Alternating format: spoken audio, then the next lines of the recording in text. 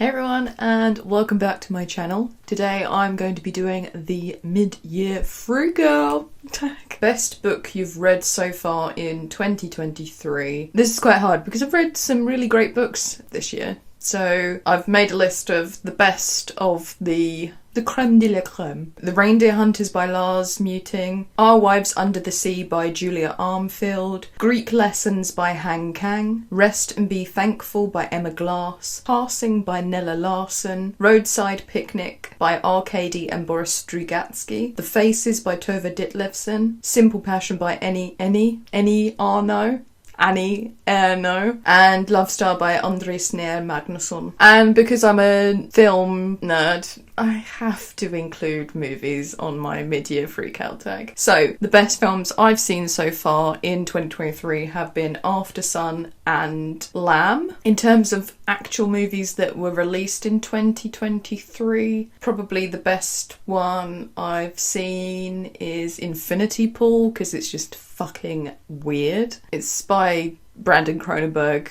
the son of David Cronenberg, so there's very much his DNA in the movie. It's weird, it's got Mia Goth in it, it's got Alexander Skarsgård in it. What more can you want from a movie? Spider-Verse, Into the Spider-Verse, that was really great. TV shows, obviously Succession, the final season, and The Last Kingdom. I fell in love with that show. Best sequel you've read so far in 2023. Hands down, The Reindeer Hunters. I'm not really like a massive sequel person because I do start series and then never continue them, or just take forever to continue them, because I've literally started so many series. Most of the time I only read the first book and then don't continue. Like Dune, read that in 2020, still haven't read Dune Messiah. Also, The Three Body Problem. I've read the first book, The Three Body Problem. I've read Dark Forest, but I'm still yet to read Death's End. It's a mammoth, so that's why I haven't read it yet. But the Netflix trailer for the new show kind of made me think, oh, damn it, I need to read the final book. I'm not a massive series reader because it's commitment and I can't commit to anything. In terms of films, the best sequels I've seen this year have been Puss in Boots.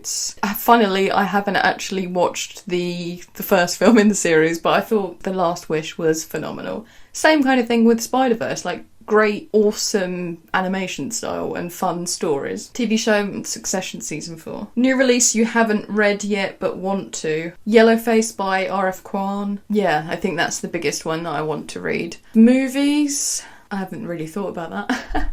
Whoops. There's always loads. There's always like movies that come out at Cannes and I'm like, oh my gosh, I need to see this. I want to see it.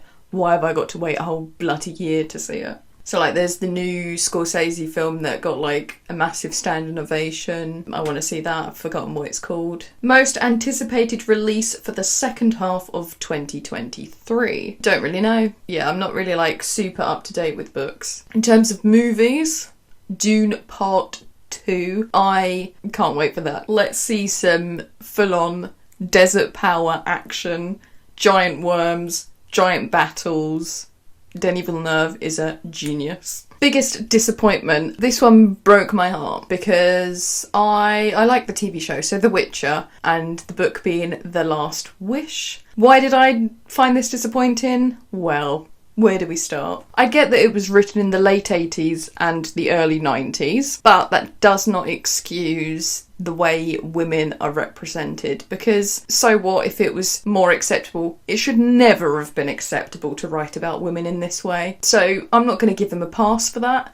Andrzej Sapkowski, you can fuck off, mate. Because the way women are written in this, they're all either monsters that need to be killed, or they're assaulted and raped by men. That's about it. That's the sole purpose of women in this first novel anyway.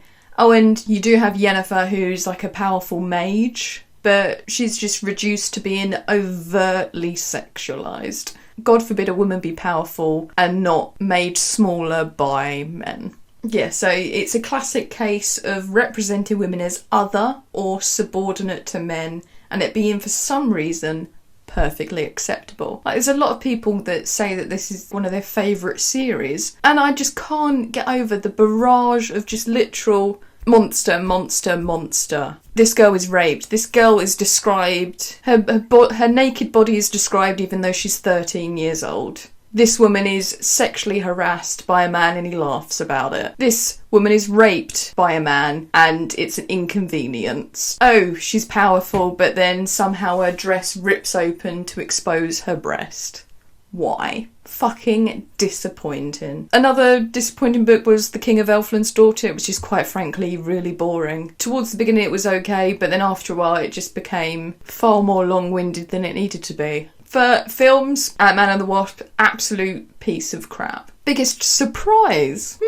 For me, it probably has to be, as a collective, the medieval Icelandic sagas. I never realised that they would be fun to read. I always thought, because I like Norse mythology, and a couple of years back I read the Prose Edda, and I know that the author of the Prose Edda, or some of the Prose Edda, Snorri Sturluson, wrote some sagas, and I was thinking, shall I dip my toes into them? Because some of them are quite, like, legendary and full of, like, beasts and magical things, elves, giants and stuff like that. Dragons. So I was in an but it wasn't until this year that I decided to start reading them. And you know what? They are so fun to read. They're a bit silly in places. There's some great insults that characters throw at each other. Weird stuff happens, like literally people will just kill each other for barely any reason at all. In Grettir's saga, I think Grettir chopped someone's head off, and then everyone just stands around complimenting him on the way he chopped the head off.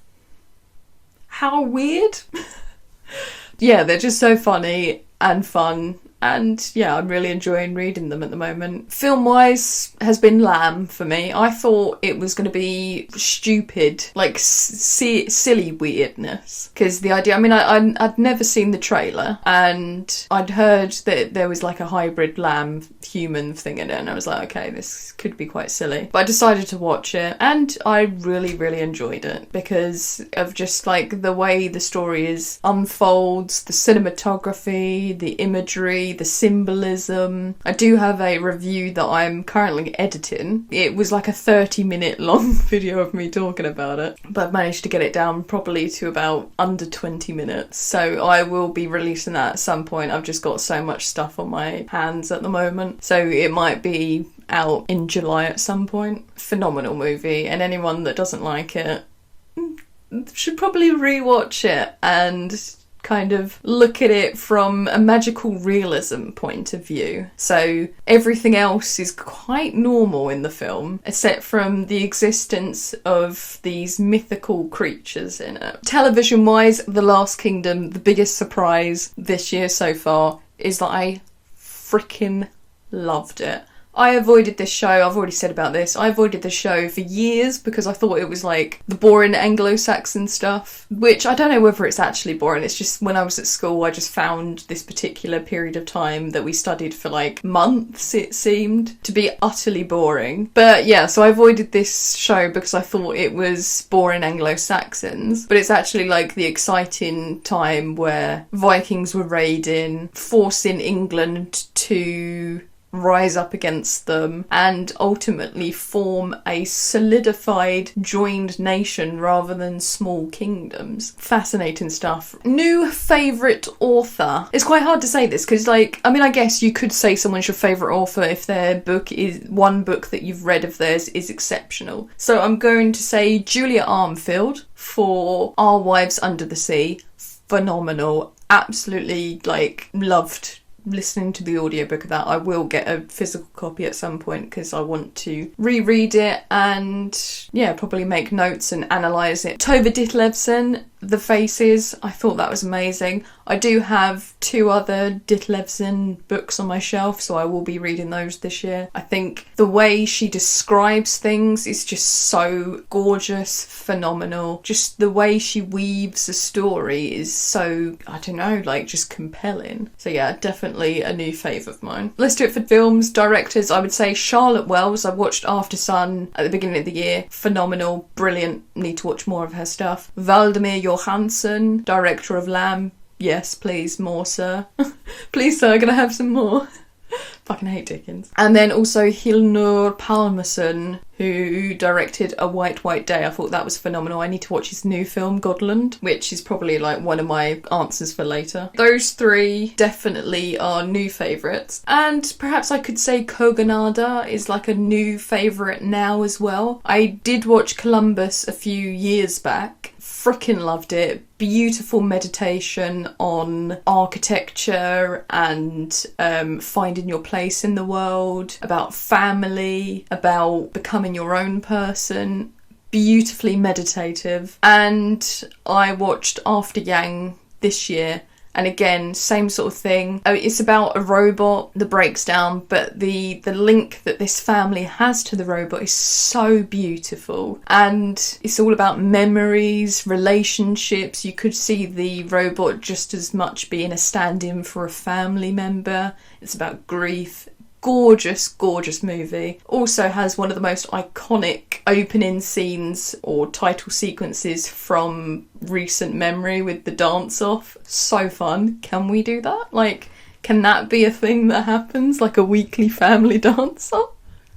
I would want to live in that future. And I think it's so nice that you've got movies about the future and about robots that aren't just doom and gloom. It's always really nice when there's sort of a cosy and melancholic science fiction film that sort of shows you a beautiful future, kind of like Her, where it's nice, it looks nice. It's a slightly dystopian because of the fact that people are so attached to devices and things like that, but there's something just soft about the future, that it's not overtly dangerous. And I think we need that kind of stuff now more than ever with the rise of AI, because everyone's like, oh, Terminator, but can we just have something nice like After Yang, like Her, that kind of shows you it's gonna be alright. The future isn't gonna be as scary as you think it is. So yeah, those are my new fave directors, I would say. Newest fictional crush. I don't really read those kind of books where you kind of swoon after a character. Sometimes I watch movies and TV shows where you're like, oh my god, love you. But generally with books I don't really. Roundabout I could potentially say Sigurd the... what happened there with my... Sigurd the Dragon Slayer, because he's very much like proto-Aragorn. When you read some of the descriptions in the Saga of the Volsungs, you're like, Aragorn, baby, that's where his origins are. And Aragorn is like literally such a beautiful soul, and the way that he loves Arwen and just generally interacts with everyone around him, what a beautiful man. And he's also like beautiful. Aragorn, you have ruined men for me. Thanks a lot. And then another fictional crush, obviously Uhtred of Bebbanburg. Beautiful man, and like, damn, he's awesome. Newest favourite character? The bunnies in Cursed Bunny, fighting capitalism and corruption one bite at a time. No, in all seriousness, I would say perhaps Miri from Our Wives Under the Sea, because I don't know, I just really enjoyed her point of view in that, and some of the things she said kind of felt a bit familiar to myself in the way I see the world. So yeah, I would say she's perhaps my favourite. Again, I don't really get attached to characters like that, except for Lord of the Rings, where literally Legolas is my ride or die. Some of the things he says in the books, rather than the movie, are just hilarious, and he's just the best. And then TV show wise, I obviously Uhtred of Bember, like the man, the myth, the legend, but I would say Lestat from the new TV series of Interview with the Vampire. Such a complex, interesting character, and Sam Reed plays him so magnificently well. Like, I watched the film with Tom Cruise and Brad Pitt in it years and years ago. The series for me is far superior to that because of just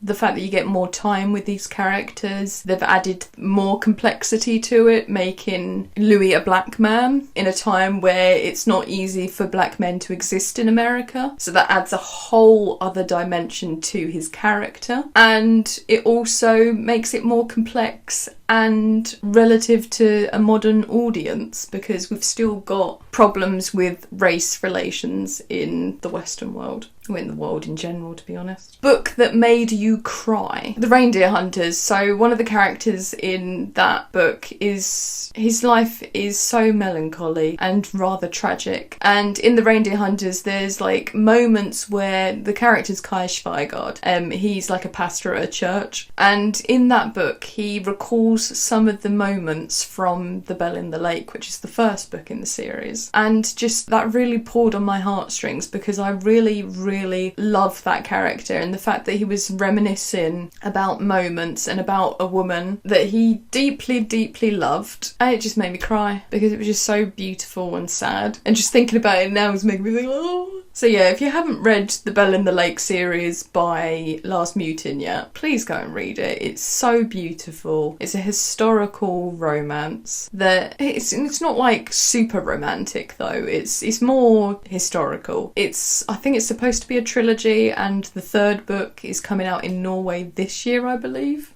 Sorry, Plan. So I don't know when we'll get the third book in English, but fingers crossed it's soon because I need to find out what happens next. Movies. 2 major movies have made me cry so much this year at the cinema. To be honest, ugly crying. I'm not even gonna deny I was sobbing at one of them, The Whale, at the end. Oh my god, literal sobbing in the cinema. Guardians of the Galaxy Volume 3. The raccoons were so cute. The animal abuse was horrifying, and just the sentimentality of it. Like, it was so overtly pushing the message of friendship and friends of family down your throat. It made me choke on that and sob.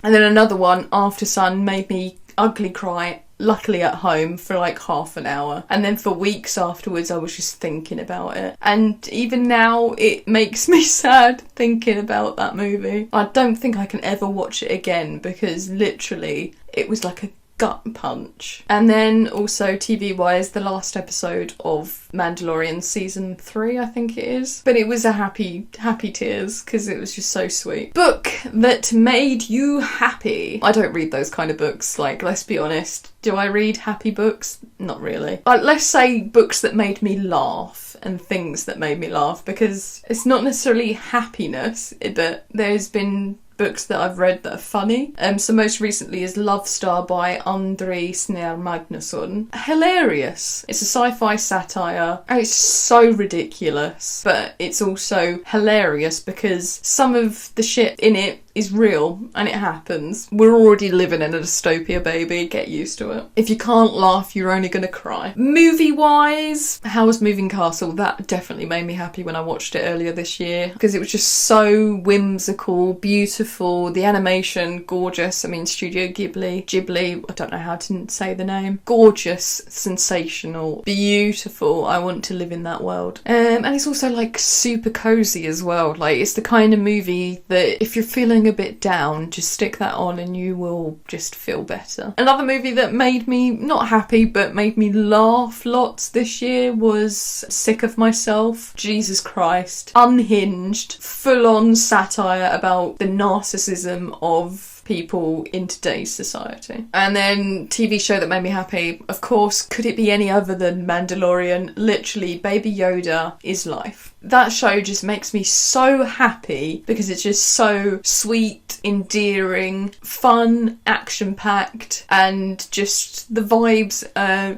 happiness. It's happiness bottled into a show. Most beautiful book you've bought so far this year. I've bought too many books this year that it's ridiculous. I forgot to grab them, so I'm not going to move because I'm feeling lazy today. But probably like the 3 nicest books that I've bought and received this year have to be La Bavona. Love it. I don't know what I'm obsessed with sheep at the moment because of lamb. But I don't know why, I love the cover. I think it is beautiful, creepy, mysterious, interesting, eye-catching, and yeah, sensational design. Then there's Cleopatra and Frankenstein again, beautiful topography, lovely image, it just looks pretty. And then the Saga of the Volsungs, this edition that I've got, gorgeous. Love purple, it's my favourite colour. And just the complementary yellow, because yellow is the opposite opposite on the colour wheel to purple. Gorgeous. It just pops. Magic on a front cover. And in terms of films, the most beautiful films I've watched this year probably has to be Persona by Ingmar Bergman and A White Day by Hildur Palmason, because just the cinematography in these films is gorgeous. Gorgeous, gorgeous, gorgeous. And then final question, what books do you need to read by the end of the year? All of them.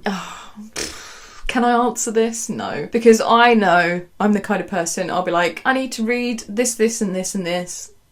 And I won't bloody read them because I just won't be in the mood. I need to read some more science fiction, and specifically I need to read Octavia Butler. I've had The Parable of the Sower for 3 years on my bookshelf and I haven't read it yet, and I just know that this year is the year that I need to read it. I also want to read more Strugatsky brother novels. I've got 2 more or 3 more on my shelf. I think the next one I'm going to read is Hard to Be a God, because it's like about a person that goes to a planet that's like stuck in the medieval ages or something. Yes, hello. So yeah, I'll probably read that by them this year. Anything else? Maybe some of the new releases, like, yeah, so Yellowface by R.F. Kuang. Big Swiss, I've actually got that recently because I liked the front cover.